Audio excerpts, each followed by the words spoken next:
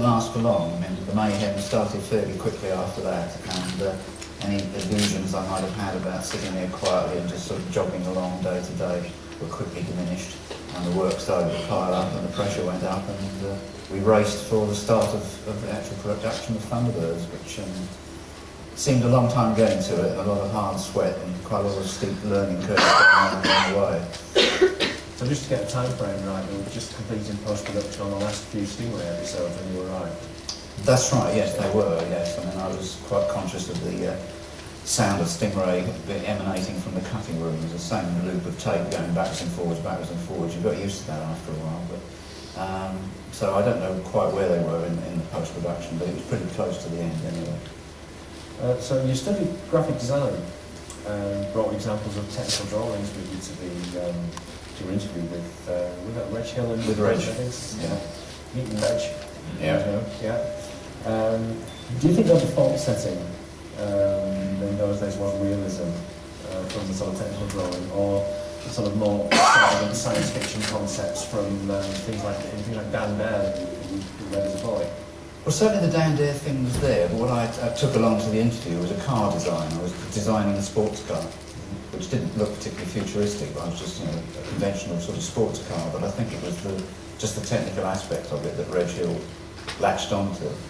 I don't remember having any science fiction stuff with me at that stage, but obviously, as I've said many times in the past, I think without the sort of influence of Dan Dare and the Eagle comic, firing my imagination as a youngster, I don't quite know whether I would have ever got to the same pitch that I did, where it became almost second nature for me.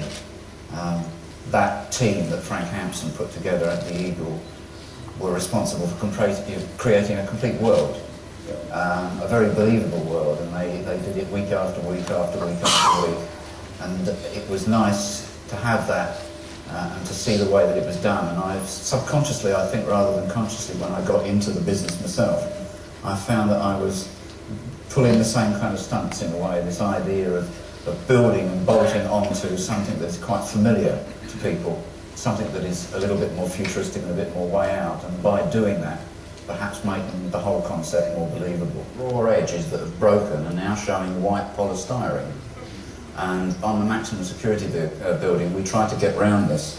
One of the ways we did was to actually use sheets of cork for part of the construction, so that if that broke, what you would still get is cork colour on the break, so you wouldn't be aware of it.